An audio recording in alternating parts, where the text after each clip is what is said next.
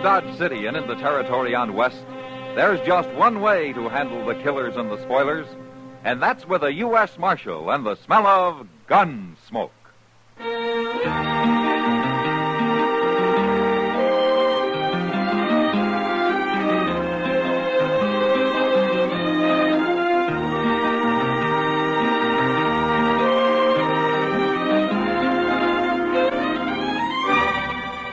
Gunsmoke, starring William Conrad.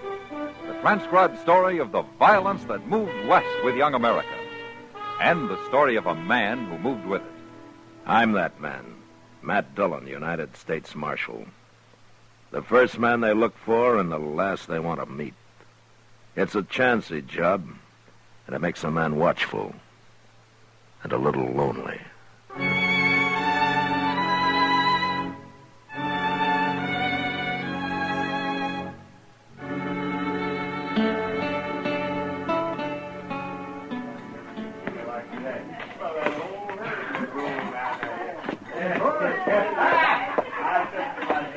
Sam? Kitty, what'll you have? I'm going out to Delmonico's for something to eat. If Marshal Dillon comes in, tell him to wait, will you? I'll send him on to Delmonico's. No, he's to wait here. It's Doc who's trying to find him. Oh. You look tired, Sam. I ought to. I've been tending bar for 12 hours steady.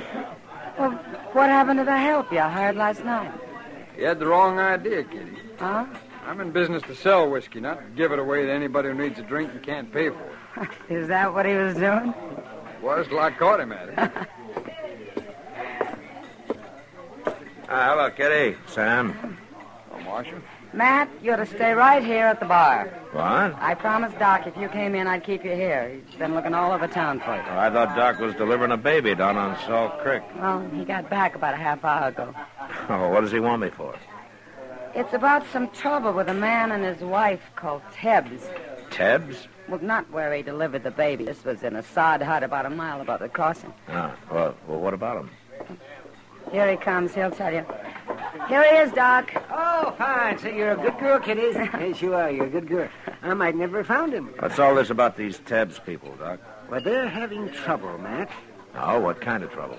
Well, I stopped by to say hello and get acquainted, and, well, you know. Oh, sure. But the woman, she didn't act like she wanted anybody around. And then I heard the man yell at me from inside. She tried to stop me, but I went in anyways. He was lying in a bed, Matt, with a bad knife wound in his leg. Oh? Yes. It's festered and it's given him a fever, and I don't think he can walk with it. Did he say what happened? Well, he claimed it was an accident, but he was holding a 6-gun under that blanket, Matt. Well, what for? For his wife. He's scared to death of her. I think she knifed him, and I think she's waiting for a chance to finish him off. You better get down there, Matt. Maybe too late already.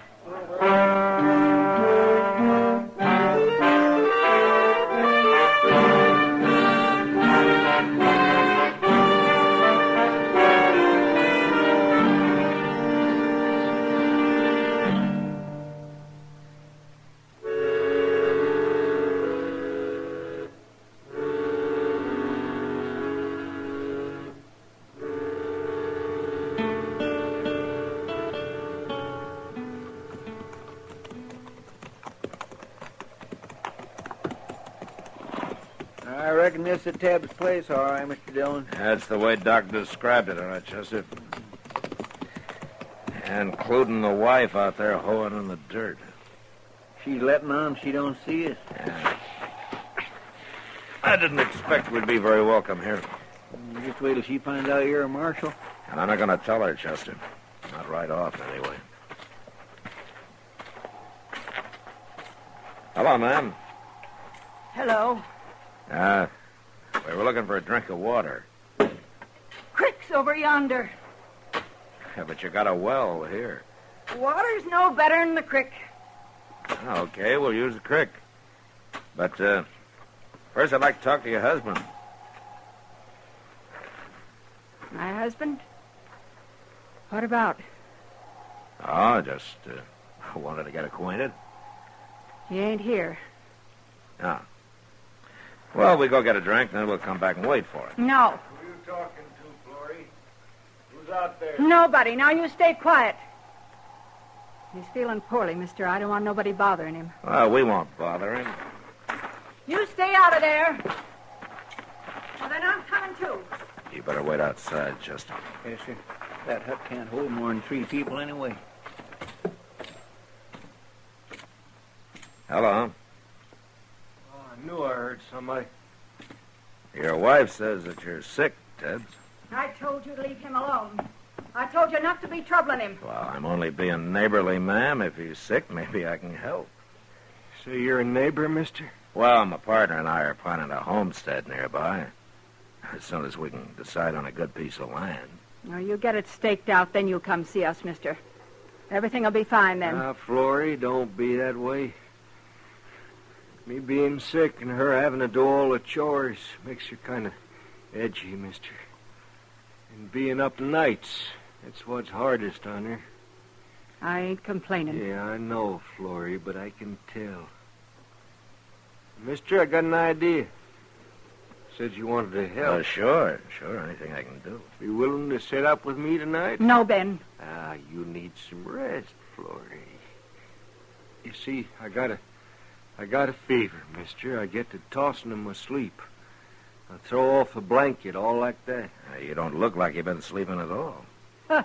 Will you do it, mister? Sit up with me? No. No, he ain't going to sit up with you. Oh, why not, ma'am? I don't mind. 'Cause I ain't going to sleep in here with no stranger about, that's why.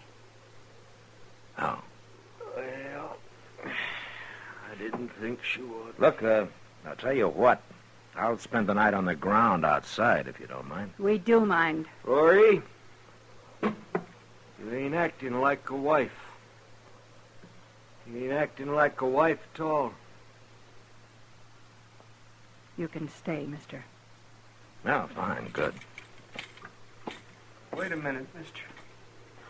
Yeah, what? I was just wondering if maybe tomorrow, if you'd be willing. I ought to get into Dodge and see the doc. There's a wagon outside. No, you don't. Oh, shut up. Well, sure we'll take you in, mister. We'll be glad to.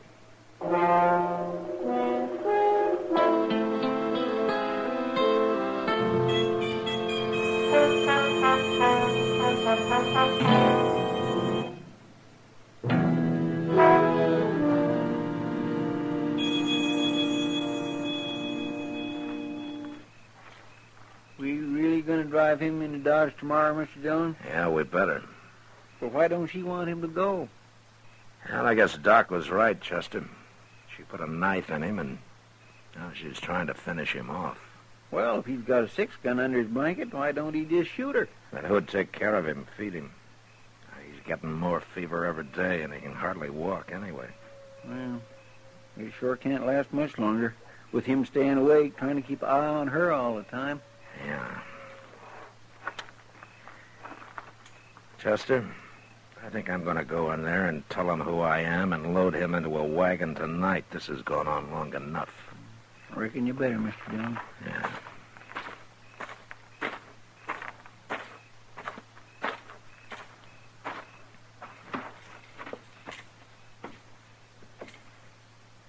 Where's your wife? She went around back, mister. Look, Tebbs. I'm going to take you into Dodge tonight. You are? Oh, that'll be fine. Oh, except for Florrie. You want to tell me what's going on here? What do you mean? I'm not a homesteader, Tebbs. I'm a U.S. Marshal. Huh? That's right. And I'm going to take you into Dodge, Florrie or no Florrie. You need sleep and you need care. Oh, well... Now, you can tell me your story when you want to. No. There's no story. I just got hurt a little, is all. Here, look here, Marshal. You got to understand, Florrie. She don't mean what she says. She gets all riled up over nothing. Well, you know how women are. What are you trying to say, Tebbs? Well, I'm fine right here. And Florrie, she's a good nurse, Marshal. You mean you don't want to go to Dodge? Oh, shucks, I'll be up and around in a couple of days. Don't you worry about me. All right. But I'll be back.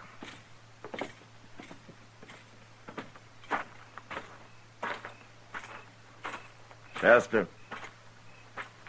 Chester. Get your hands up and turn around, Marshal. She's got a shotgun, Mr. Dillon. And I'll use it, too. She was listening at the window. Now my hands are up, Florrie. I'm taking your gun. She got my gun, too, Mr. Dillon. You're making a bad mistake, Florrie. I won't have you nor nobody else meddling where you don't belong. Now get your horses and ride out of here. All right. But we'll be back. I'm going to be sitting right by that door, Marshal. First thing I see or hear gets a load of buckshot. It won't be us, Florrie. But we'll be close enough to hear if you do shoot somebody.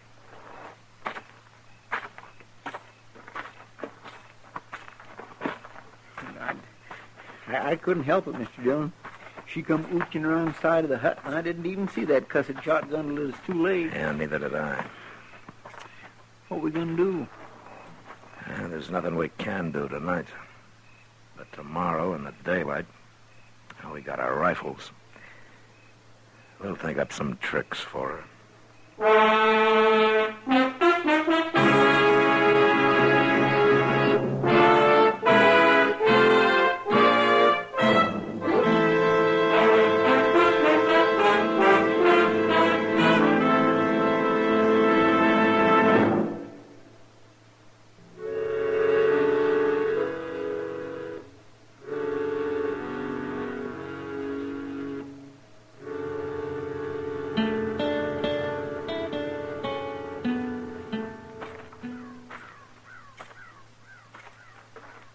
I don't see her around nowhere, Mr. Dillon. She must be inside the hut, Chester. Well, I hope she don't come charging out of there with that shotgun blade. It would be a bad way to start the day, wouldn't it? I can't think of none worse, especially on an empty stomach. Yeah. No, there she is. Hmm? Now, wait a minute. It's all right. She isn't armed. Come on over here, Marshal. Now, what's she up to? Yeah, it's hard to say with a woman like that. I thought you'd be back this morning. Yes, I told you we would. We're going to take your husband into Dodge, ma'am. You're too late, Marshal. Too late. He died during the night. What? It was too much for his heart. He always did have a weak heart. Where is he, Florrie? Lying there inside, Marshal. Why? Don't you believe me? I believe you, but I want to have a look at him. What for? I got him all wrapped up in his blanket, ready for burying.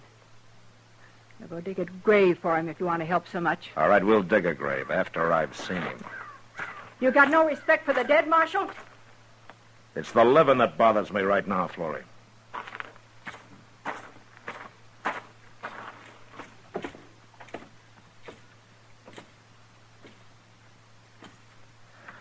I'm going to have a look at him now, Florrie. You're no better than a coyote, Marshal. You don't have to watch. Oh, go ahead. I don't care.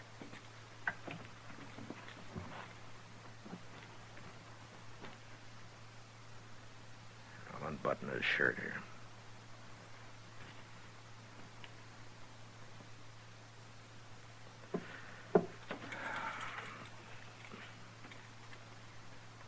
All right, what did you use, Florrie? Use? For what? I might have known he couldn't stay awake forever. He fell asleep and you stabbed him in the heart with a needle or something. That doesn't show much, does it? All right, I'll tell you. Don't matter none anyway. I killed him. Why would you want to kill your husband, Florrie? My husband? He wasn't my husband. He killed my husband, Marshal. We never seen him before.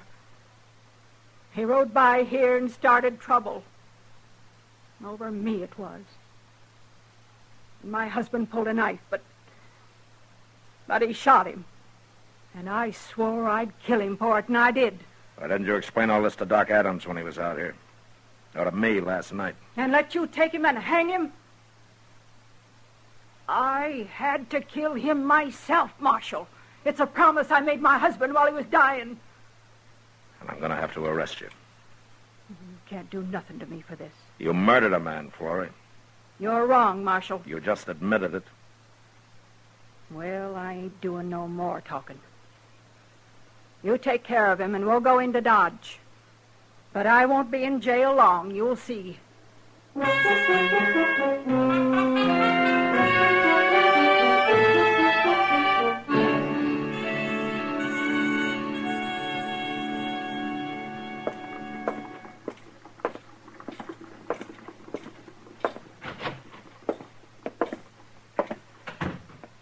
Good morning, Chester. Good morning, Mr. Dillon.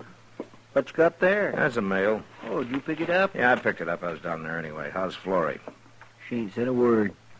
Go get her, will you? Go get... What for? She was right, Chester. I can't keep her in jail. But, Mr. Dillon, we just Go can't get her, haul off will you? together. Yes, sir.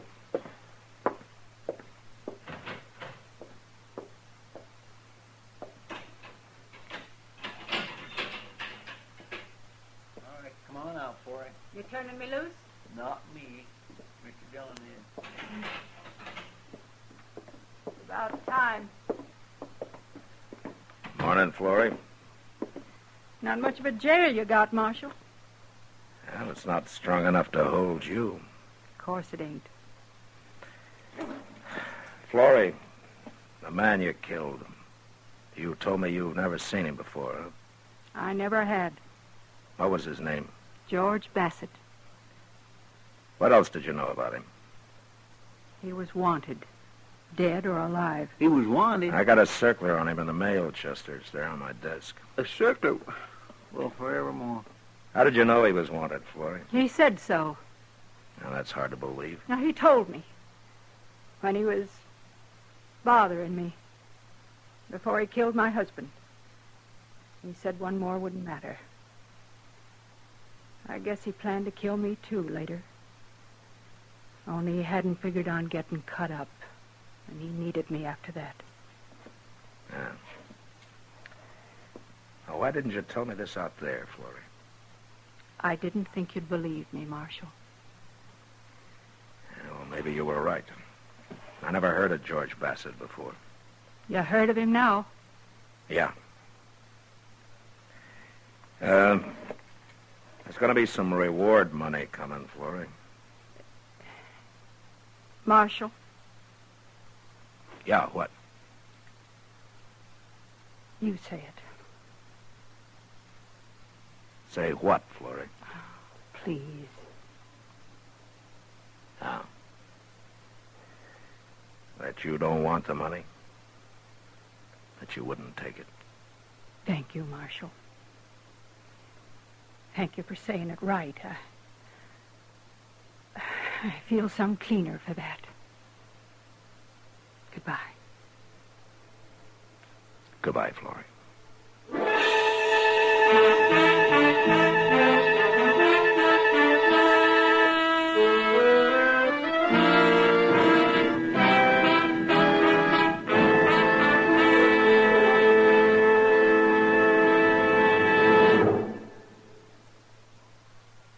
You know, on the frontier, almost anybody who had a few dollars could open a bank of his own. And by the same token, anybody who had a gun could try to rob it. And next week, a man does. And that was the West. Good night.